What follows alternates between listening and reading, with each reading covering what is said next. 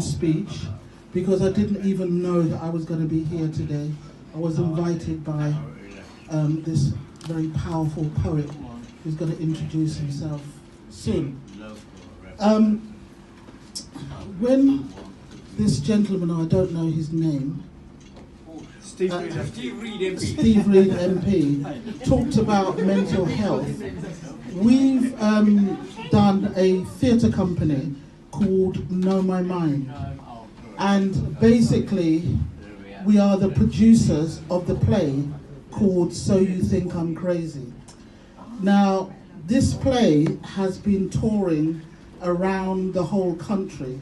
It started in 2014 and we had our first launch at the Braithwaite Hall, where the then mayor affirmed the issues that we were doing. It's about the disproportionality of young black men in the mental health service. And it is a play that is real, and it's a play that is raw. And I wrote the play and directed the play, and I was able to get cast members on a voluntary basis to act in this play. And I would say that since 2014, we're now in 2018, the play has grown from strength to strength. We look at trauma in the play, and it looks at stop and search, it looks at sexual abuse, it looks at domestic violence and bereavement and poverty. It looks at all of those issues in a chronological order, and it talks about the impact of that. And the opening scene starts with, "But for the grace of God, there go I." And any one of us could slip on the edge at any time. They talk about mental health being 1 in 4. We say it's much more than that. But it's a secret. It carries a lot of shame.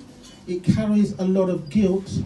And also one of the links is institutional racism and prejudice and stereotypes. So it's all part of the play. And it started just to raise the issues. We're not looking for solutions, but we're looking for a dialogue that we can engage with families. The impact of mental health on our families is so severe for the carers and also for the victims in institutions. So this play just depicts a young man and his journey through that system. We are performing. We've already performed at Catford Broadway Theatre. We've done the Albany. We've done Braithwaite. We have done the Institute of Royal Psychiatry. We have done the Oval Theatre for 3 days, and we get packed out performances. After we do the performances, we do evaluations, because it's important that we need to know what the community feel about some of these issues. We are non-funded, and one of the reasons why I didn't go for funding initially is because there's a saying called, "He who pays the piper calls the tune." And so we wanted to be absolutely independent on these issues. We didn't want to curtail it or compromise. We wanted to tell it like it is. There are so many people that are suffering, and yet as soon as you do get funding, you have to compromise some of those issues.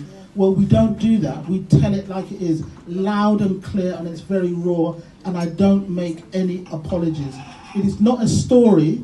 It is an event. It is an experience. And sometimes when mental health hits you, that's when you become involved. So it's not something that is made up. It is something that is real. This young gentleman here, who is going to introduce himself, is part of Know My Mind. When he came for the audition some years ago, I sat down and I had this paper and pen in front of me to be able to sit down and find out the marks that I was going to give this man. because there was a lot of people that were coming for the audition.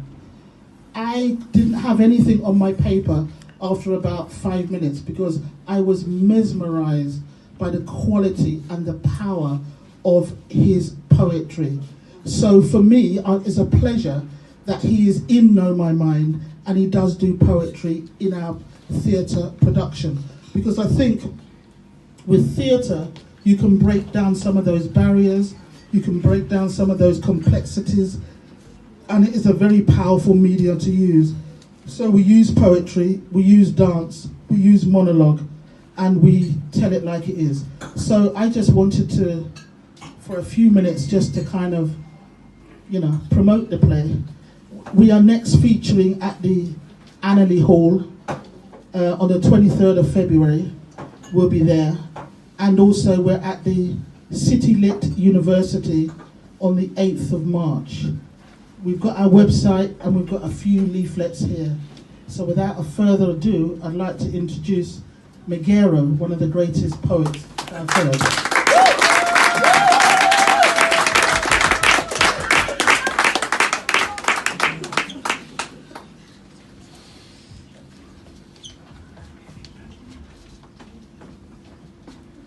I am a poor